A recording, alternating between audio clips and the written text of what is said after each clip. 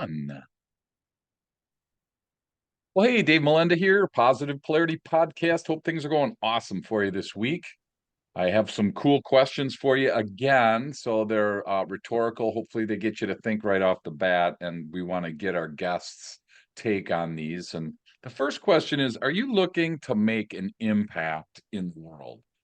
And, I thought about that and I'm like, well, what is the world? What is an impact? So I'm like, it's easier just to get the guy on who wrote this. So I'm honored to be hanging out with Andy Weins. How are you today, my friend? Good, sir. You know what? We are a minute into this, and I'm already getting twitchy about the words, so I know we're gonna have a good time today. Well, you're owner of Camo Crew Junk Removal, so don't let that fool anybody that's listening because there's an awesome story behind it. And so we want to get into that. First of all, I want to say thank you for your service as You former know, military. Appreciate all that you've done for our country. And you're also an author, and we'll save that for a minute or two from now. But when you think about this, Andy, about working to make an impact and looking to make an impact in the world, how did that first start for you?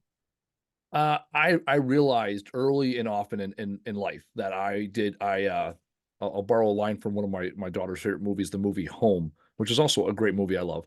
The main character, the protagonist in that movie, talks about how he doesn't fit in, he fits out. And Okay. that's how I've always been. Catholic school to public school to the military and corporate America.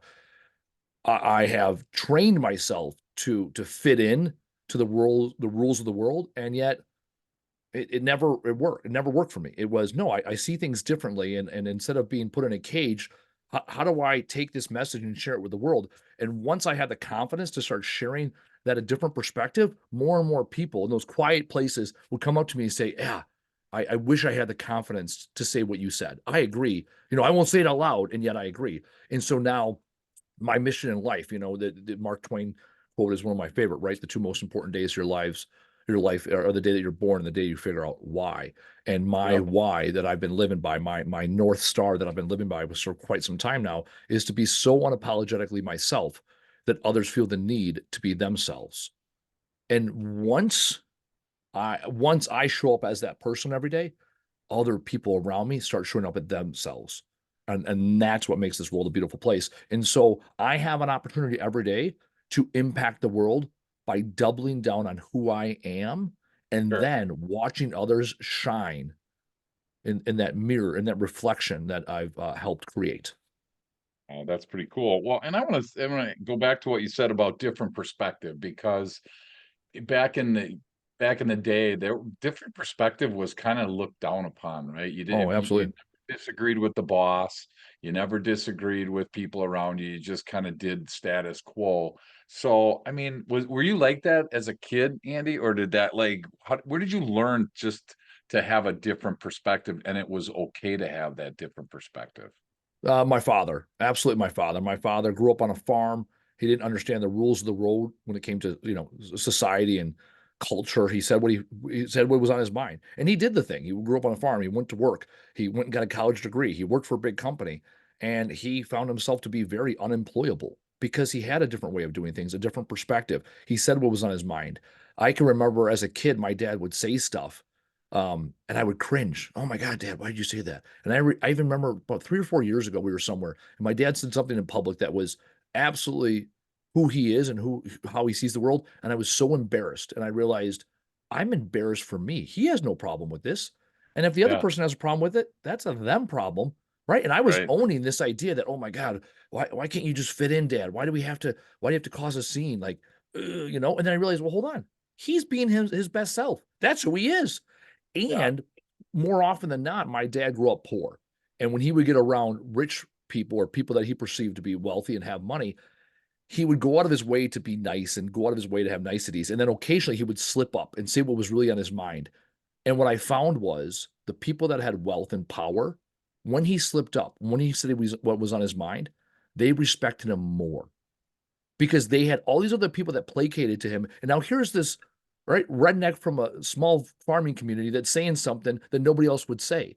And I Sure. watched my dad do that over and over. And I watch how people cringe and I watch how people respond. And the people with the confidence in this world of who they are embrace that, because they might not have shared in the same perception or perspective. I hate the word perception. They might not have Yeah, shared the same perspective. They, for that moment, got the opportunity to see another perspective, and they appreciated it. And now for me, I know who I am. I joke, I'm 6'4", 220. I wear camo pants and I'm relatively loud. I'm not hiding in any crowd, so let's not even pretend to. So I'm going to say sure. what's on my mind, and I wrote a book with the word "fuck" in it. Right? I give people enough data to make a determination of whether they want to hear what I have to say or not, Sure. Yep. and then I get the best out of the people that want to participate in this game called life with me. Yeah, for sure. So I'm just curious because, like, how do you balance that with Mm. disrespect? So Because people are thinking right now, yeah, hey, I can't go to whatever work, I can't go to a family reunion, I can't go home, I can't say what I'm feeling, thinking because it's disrespectful to people. How do you yeah. balance that for yourself, Andy?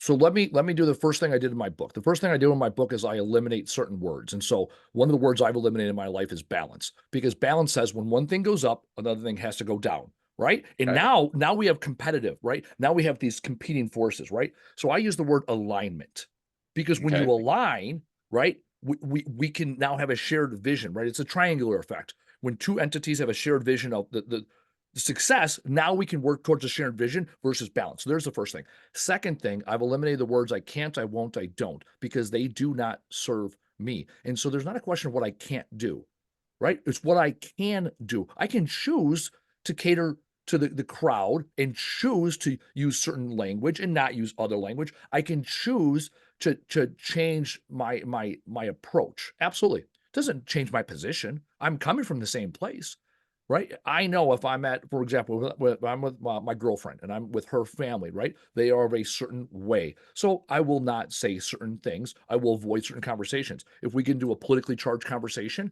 and we have two competing forces, I Sure. choose to eliminate myself from that conversation, right? Sure. Because I respect their opinion.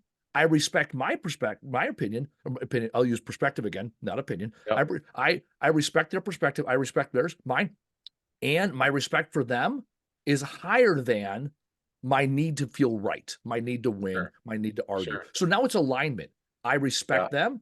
So let's focus on what gets us to mutual respect. We can easily say, okay, I've heard your perspective, you've heard mine. Thank you for sharing. Now let's move on to a conversation we can both enjoy. I had a guy earlier today.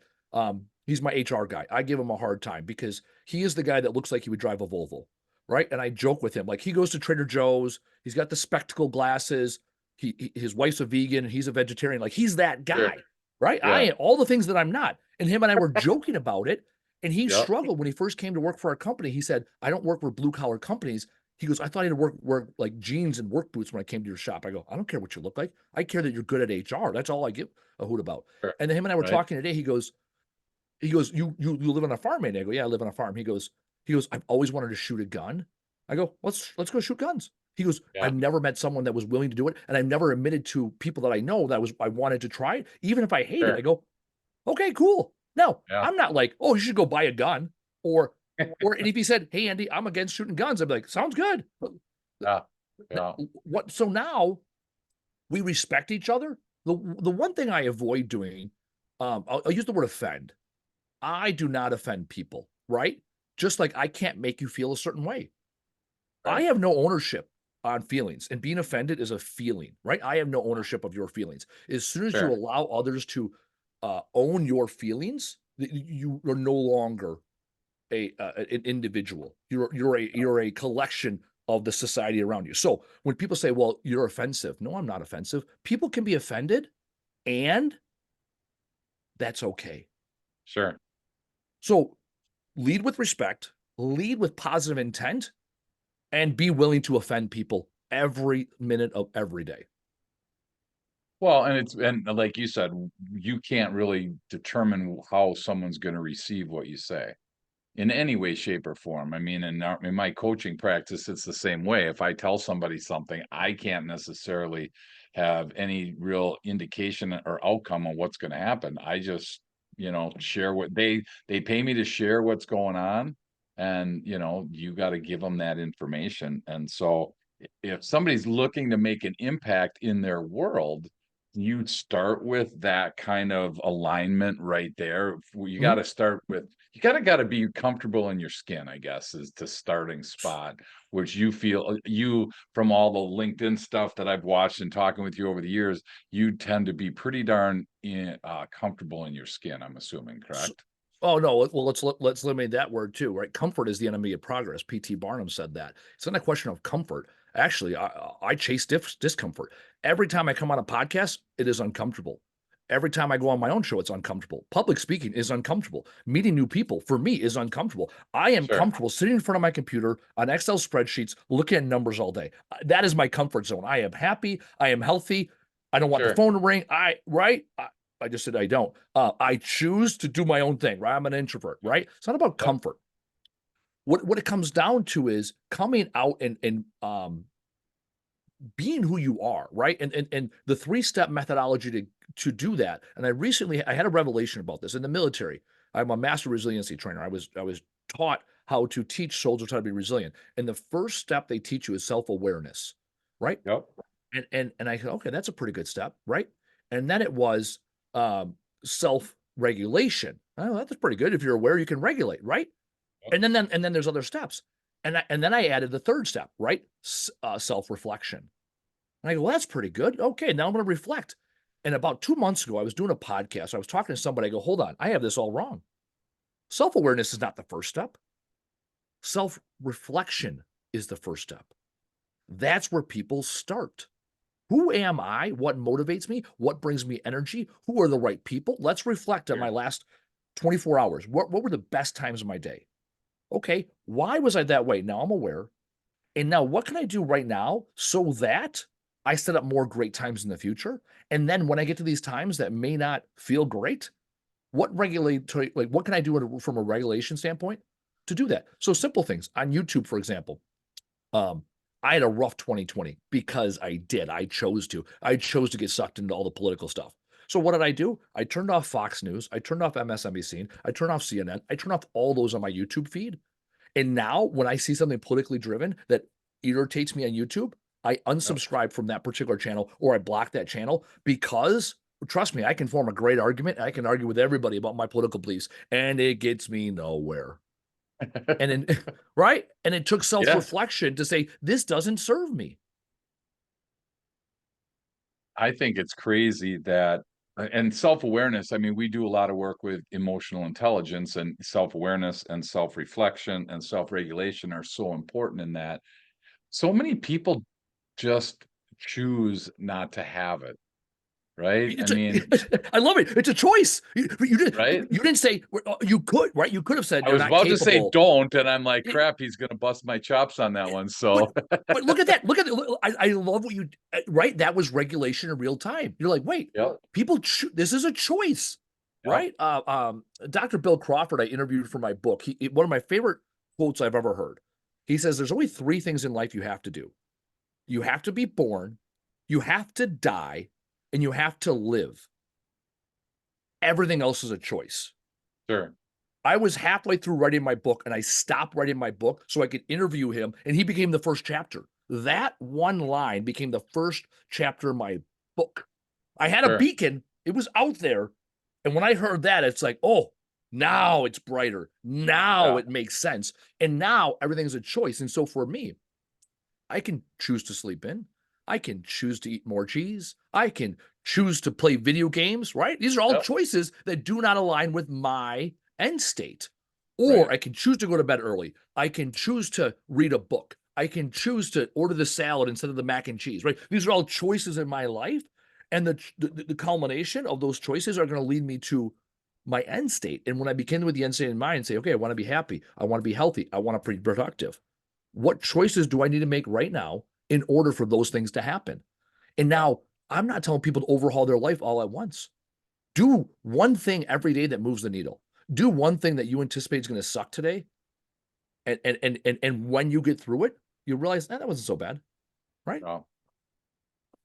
Well, I, I did and you, I did my laundry. I did my laundry and my dishes today on a Friday morning when I was working from home. I normally wait till Sunday when I'm out of clothes and out of dishes.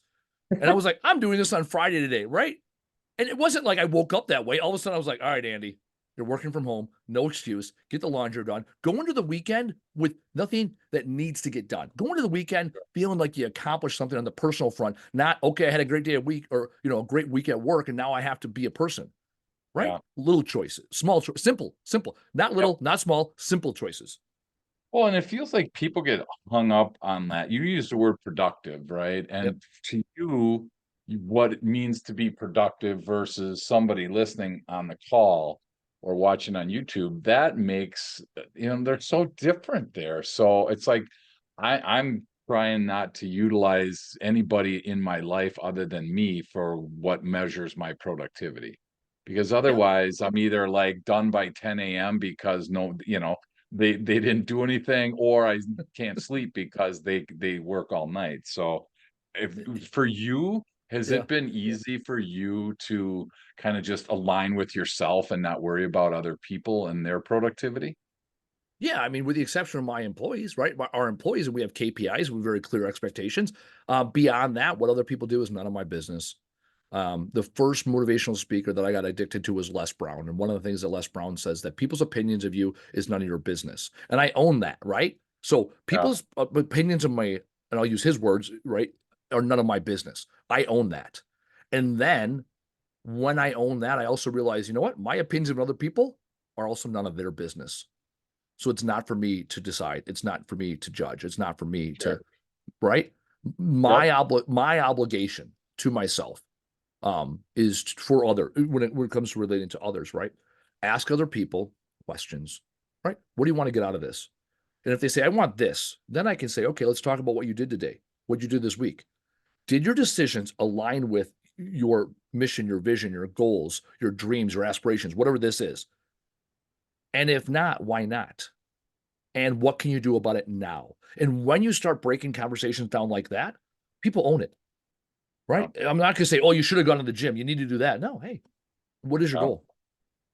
And then when you ask questions, you are steering people wherever they want to go by establishing left and right boundaries, and people feel relieved that they get to share their experience and what my obligation is as a friend, a mentor, coach, whatever, right? Is to ask really good questions. yeah. And when I do that and listen really well, then we can come to an end state and they can come to a commitment of what they're going to do. And then later in life, right? Now we've done the reflection. Now we're aware. Later in life, they can regulate and say, okay, hold on. Is this decision consistent with what I said I was going to do when I was clear minded, right? If you say, hey, I don't want to argue with my spouse, cool. When someone raises their voice, how do you respond? Do you raise your voice or you say, okay, hold on, we're in an impasse. Let's table this and let's come back to this conversation later. That's a Sure. choice. And someone will Yep. say, I don't want to argue. And then they raise their voice. Well, I don't want to Yeah. argue either. And now you're arguing about who's arguing. I'm not arguing. You are. Yeah. Right. Like Right. the decision or the metric, let's talk about metrics of yelling versus raising their voice, right? That's a Right. very, that's scale, Yeah. right? No one has Semantics, right? Yeah. semantics, right? No, that's so funny. Well, and I think the awareness piece, I mean, what we're talking about is just not that common because most entrepreneurs listening, and most of them in the world, Andy, are so darn busy just paying Mm, rent, finding the next team member, finding the next customer, right? Their head is so in that business and they just don't work on themselves or they don't yep. work on their business. So, how did you find that? Because I mean, you have you're it's Camel Crew junk removal, right? Yep. How did you, I mean, that's such an important aspect of business to have a real clear purpose. But how did that mix with all of this that you're talking about right now? Discipline leads to freedom. That is the challenge that entrepreneurs have. And I have been in those spots with you guys mentally, physically, emotionally. We are creative. We are visionaries. We want everything yesterday. And the reason why we are unemployable is because our lack of discipline normally prevents us from having jobs, jobs, right? Yeah. Okay, now that I've established the fact that I used to be like you, I realized again this was a reaction. I joined a CEO roundtable. I'm part of a Vistage roundtable. And I thought, oh, this is another networking group. Fine. And then I found out we're going to have full day once a month CEO roundtables. And I Yeah. go, I can't, right? Let's use I can't language. Let's use victim language. I can't take Yeah. off all day Friday. My business Yeah. will burn to the ground. We won't have Yeah. sales. Okay, hold on. What can I do? I can train people. I can mentor them. I can coach them. I can develop processes. Right. So Yeah. I can't. All right. Right. One thing, Drill Sergeant Lefevre, back in 2004, basic combat training in Fort Leonard Wood, Missouri, taught me, and I'll take this to my dying day. Right. You have a choice. You can be an American or an Americant. Mhm. Right? The last four letters of American are I can, Yep. right? And when Yeah. you choose to can, you'll have a better life. So this is what happened. All of a sudden, I put in the processes, the people, the procedures, so that I could have off one Friday a month and Sure. go work on myself. Okay, now I Yep. put the time forward. And then a couple months later, I go, hold on. When I can take off one Friday a month, what stops me from taking off one Friday a week? And again, no rhetorical questions. What is actually Right. stopping me? So then I Yeah. started taking off Fridays. And then I looked at it last year. Coming into last year, my battle cry for the year was master the mundane. In the military, we always have a battle cry, 3 to 5 words. That's what you tell yourself when the going gets tough, the tough get going, whatever, right? Something 3 to 5 words. And so my battle Yeah. cry last year was master the mundane. And so I thought, okay, what is mundane in my life? Meetings are mundane. Content creation is mundane, right? I look at mundane as the things they really push me, right? They're things I push off. Okay. So what I do, I still call them, they're still this, right? Mondays are for the mundane. So I have my meetings on Mondays. I do everything on Mondays that I normally will find an excuse to push off. Because in blame, excuse, denial, I'm an excuse guy. I love creating excuses. I'm pretty smart. Sure. I come up with really good excuses as to now why I don't do things, right? And so, Yep. so I thought, okay, now this is my week. On Mondays, I do the mundane. I do the things that need to get done that I otherwise would avoid. Sure. Tuesday, Wednesday, Thursday, I put the work in. I work in my business. Fridays, I work on myself as an individual, as a leader, as a person. Saturday, Sundays, unless something's on fire, my laptop stays closed. I was about Yep. to say I do not work. No, my laptop stays closed.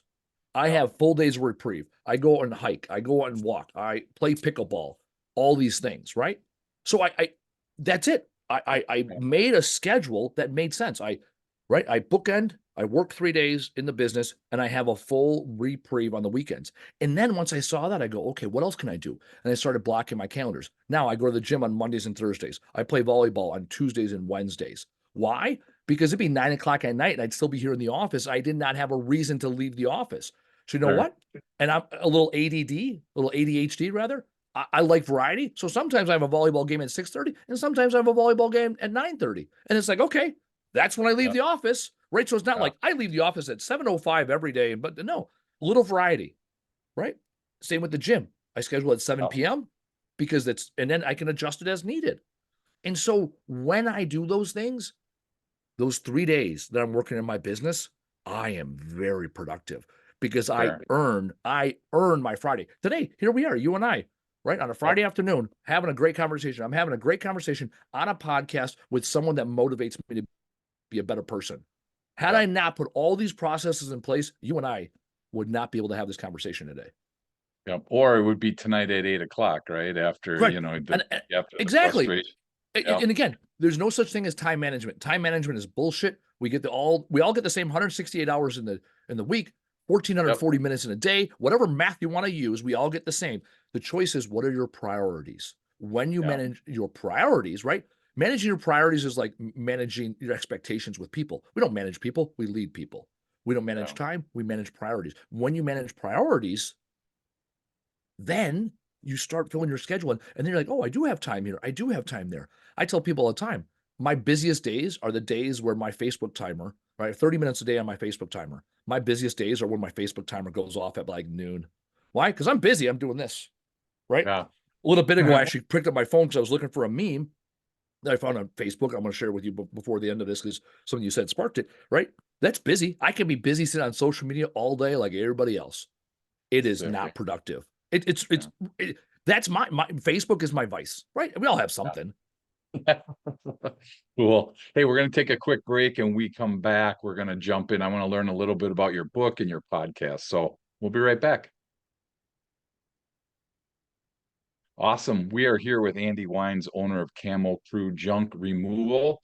And he wrote a book called Words Fucking Matter. And so fill us in because we've been talking words and been thing mine, which is awesome. Love it. I'm totally open to what you're talking about here. So when you wrote that book, what was the impetus for that for you?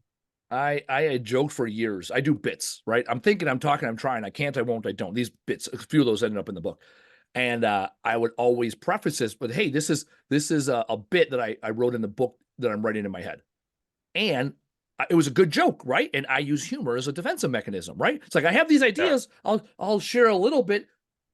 I won't share it all because then I have to be vulnerable. And finally, Mhm. I called myself on my own bullshit. I said, hold on, why haven't I written a book yet? Why? What did stop? What do I need to do to write a book? Right now, I failed English 4 times in high school. I went to summer school 3 years and retook the same English class, composition, twice senior year. It took me a whole year to write one semester's worth of papers. You know what? We got her done, right? So talk Yeah. about comfort. We talked about comfort in the first segment of this, right? It was not comfortable for me to sit down and write.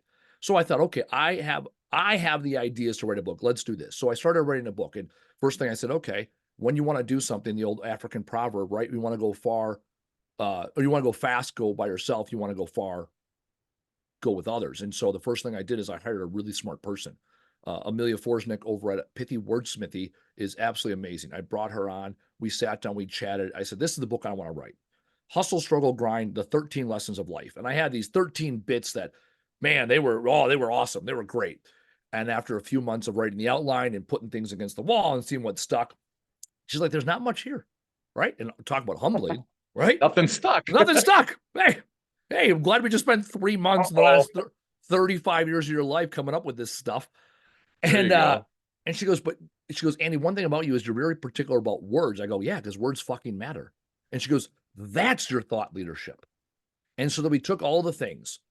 We wrote the back jacket of the book, this was news to me. I didn't know until I wrote a book that you write the back jacket first. Your back jacket here, that is it, right? Everything you Right. write Yep. thereafter has to match this.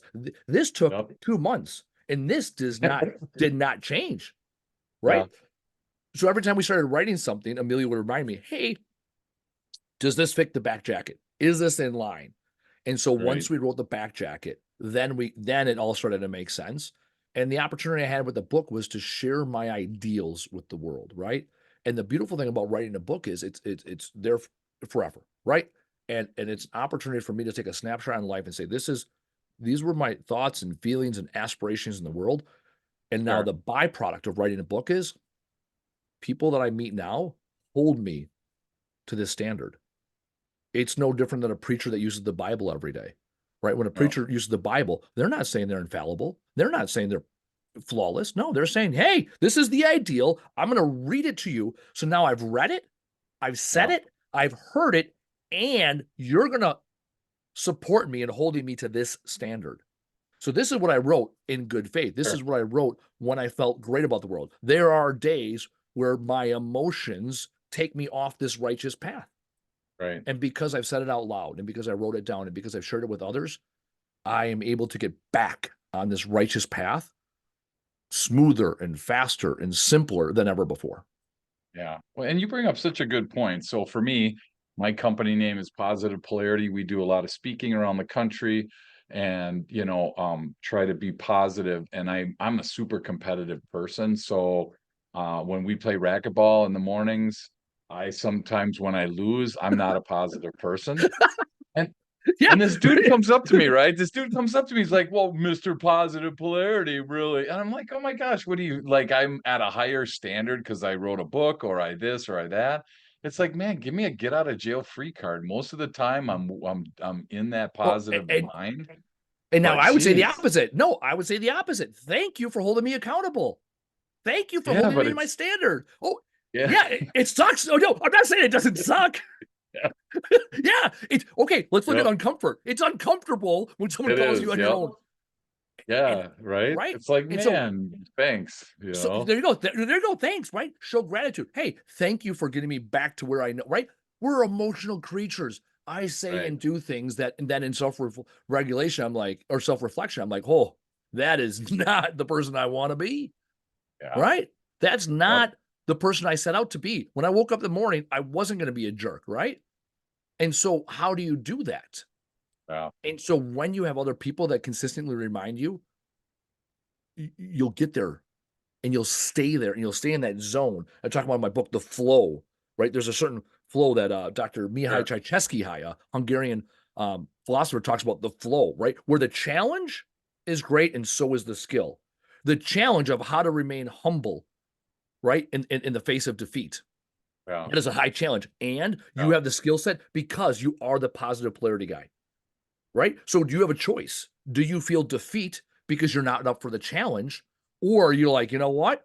In the face of adversity, hey, great game, guys. I got to get better. That's on me. I missed the shot, Yeah. right? Taking ownership, accountability, and responsibility. I love to give credit where credit is due. Action coach. They use the OARBED methodology, which is ownership, accountability, responsibility, or blame, excuse, denial. And it's your Sure. choice above the line or below the line where you live. And Yeah. I told you earlier, fully transparent and vulnerable. I am an excuse guy. All right, that is my default setting. I love coming up with a good excuse. I come up with excuses in my head before I even fail to do the thing in Sure. case someone calls me on my bullshit. And I'm Yeah. like, Yeah. well, that wasn't very, yeah. Okay. Keep lying to yourself, Andy. Keep lying. And that is a full blown conversation I have in my head at some point every single day, maybe multiple Are you times when I'm cranky, you know? are you competitive on the pickleball court? Uh, not no, volleyball. Volleyball is my game. Okay. Um, I play fours in the sand, men's league, and when I see guys tipping or lazy volleyball, I Yeah. get so irritated. Here's the deal: I got no problem losing when you're smashing the ball. We're Sure. playing B league. We're in our 40s, 30s, and 40s. Like hit the ball. We're none of Yeah. us going to the like if and I get so mad. I get mad when people do not play the game of volleyball the way that I see So it you needs to don't be like played. dinks? Is that what you're Oh saying? my You don't god! like If you here's what happens without fail when the other team dinks, right? Yeah. I'll my instinct is to talk shit underneath my breath, 100%. So instead, Yep. I've retrained my body and my brain to tell my setter, give me the next ball, and I will hit Yeah. the ball as hard as I can. Right at them. Yeah. And I don't care if it's in, I don't care if it's out. That is my way of letting them know that no matter what happens, I'm gonna play. I want to play to. How do I say? I want to play to show my skill set. I want to play to be aggressive. I want to Yeah. play to leave it all on the field. I do not want Sure. to play to get cheap points. Right? I can look at Sure. them as cheap points. And Yeah. in volleyball, when you play the game right, when you play 3 hits, when you go for the hits, you will win more points than lose. Sure. Right? It's the fool me once, Yep. shame on you. It's like, fine, you dinked over. Tell you what, I'm not going to waste my time blocking. I'll wait for you to hit the ball to me. I'm going to pound the ball as hard as I can. And when you play Yeah. with good, when I play with good players on the other side of the court, I played the other day and we demolished this team. It was sixes. And this guy into the court, I got him by a foot and he blocked me. I hit the ball straight down. He blocked it, came over, and I gave him a little attaboy, right? Because the guy is 5'5", and I pounded the ball, and because I hit it straight down, his hands were there, Yeah. and he came Sure. right back over and yes, please. He could have Yeah. sat back and just no. And then I promptly blocked at him. He's like, of course. And I was like, all right, cool. He wasn't mad. Yeah. He took all of the 5'5" he had and Mighty Moused it, and we'll Yeah. see where the ball falls. So as we start to land today, Andy, I want to talk about your podcast because you just hit 100 episodes on it. Yep. So what was like, because there's probably a lot of people listening right now that either want to jump into podcasting, whether it be a guest, try their own show, blah, blah, blah. So I'm just curious, how do you use your podcast to market yourself, first of all? Yeah, Trash Talk Business Podcast, a live podcast every Monday, 4 p.m., 1600 Central Standard Time.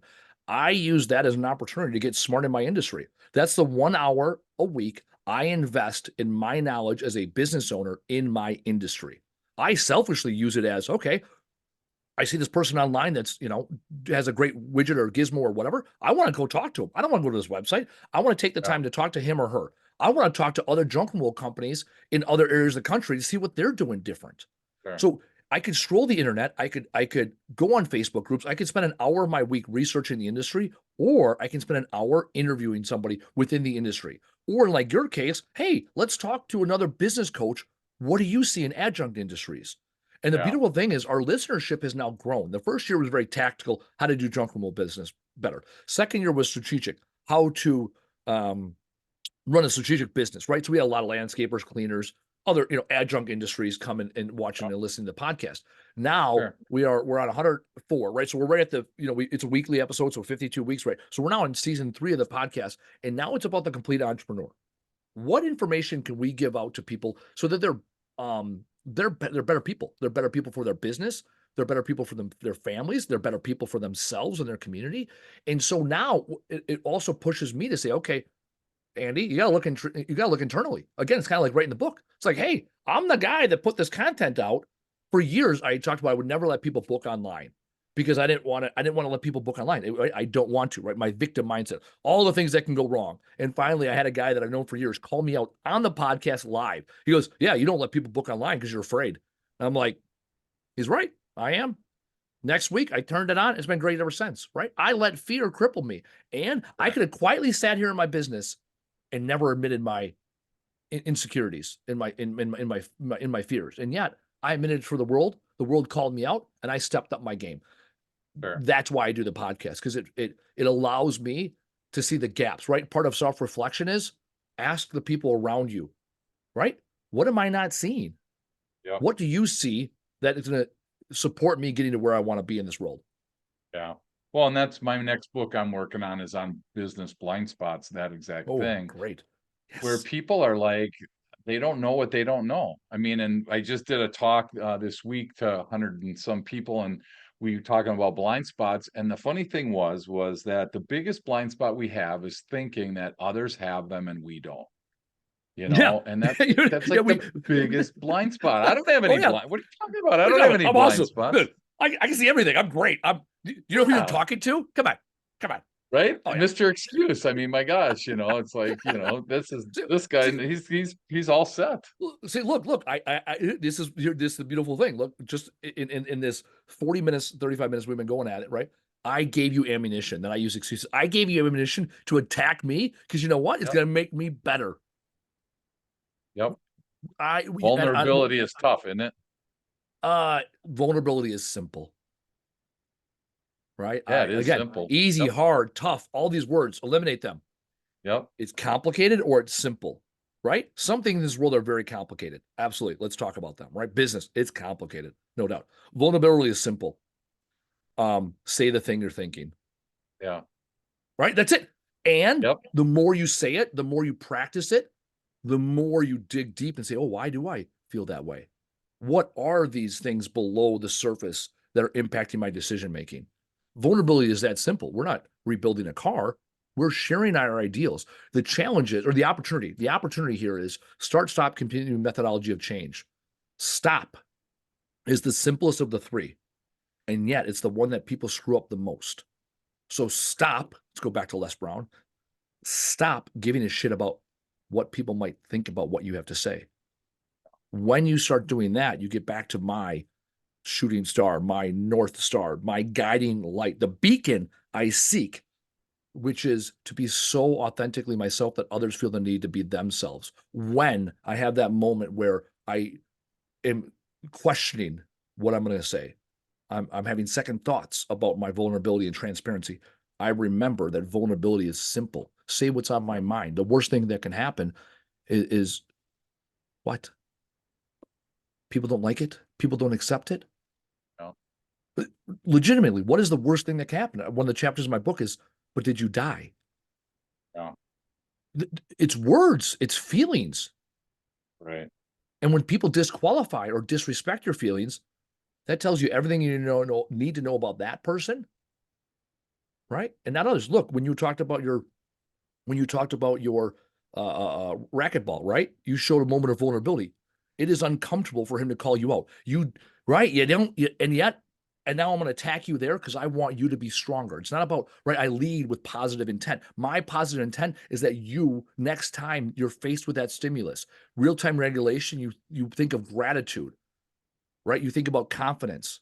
You think, okay, yeah, you know what? I did write that book, right? Good on you. Thanks for calling me out. I Sure. needed that because you know what? I am better than that brief moment in time Yep. right? Where I acted inconsistent with my ideals. Look, Yep. you were vulnerable with me. I was vulnerable with you. And now we're sharing this moment of vulnerability. We're two alpha males. Our society typically doesn't have two alpha males share their vulnerabilities in order for us Right. to both be better. Yep. It's right.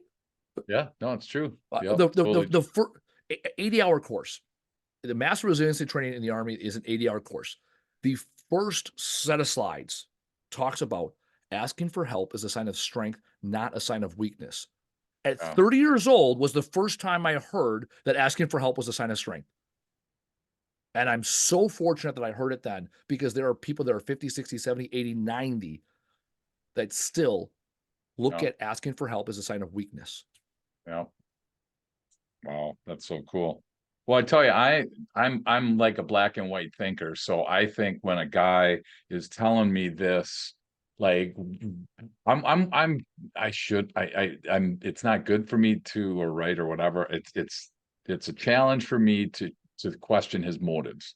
Is he encouraging me to get better, or is he trying to call me out because he's trying to call me a fake, right? It's like, Why does it matter?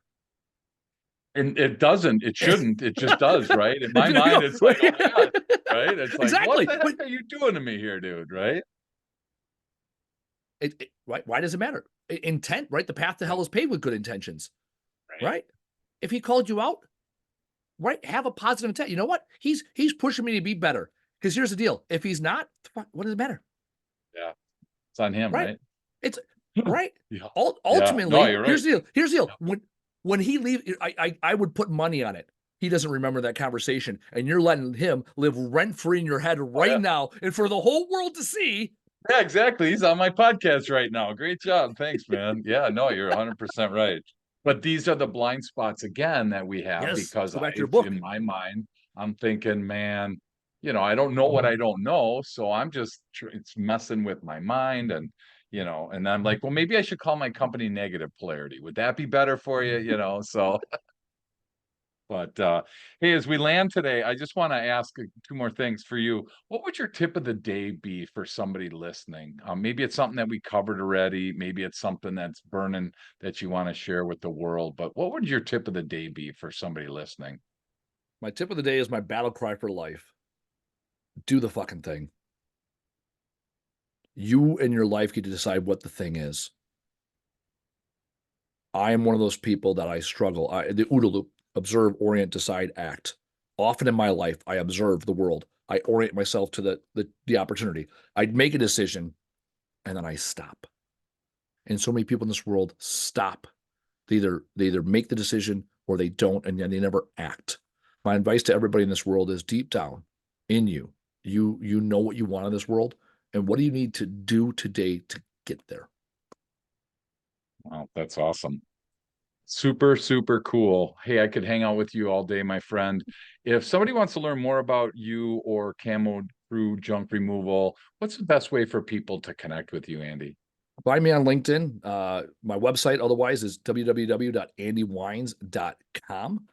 So that's ANDYWEINS.com. And my phone number is listed anywhere and everywhere. Text me, email me, call me. I love hearing about other people's journeys and where they're going and what I can do to have a positive impact.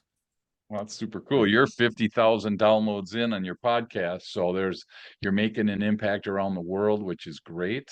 I'm honored that you're in our state. So we both hail from Wisconsin. So thank you for everything. Thank you for making yourself available, both here and in, life in general. It's just good Yep. to know there's people out there. And again, if you're listening, and something that Andy said to you kind of resonated with you, I just want to encourage you, rather than jump into your next activity, why don't you sit with that for a minute? Because otherwise, you just go on to your next activity, your next podcast, your next appointment, whatever, and everything that just happened kind of gets lost in the moment. So take a minute and think about what we talked about. Maybe you need to get a book, maybe you need to jump on his podcast. But if you're looking to make an impact in the world, Andy gave us some great tips for that. So again, thanks for those, and I can't wait to keep learning from you.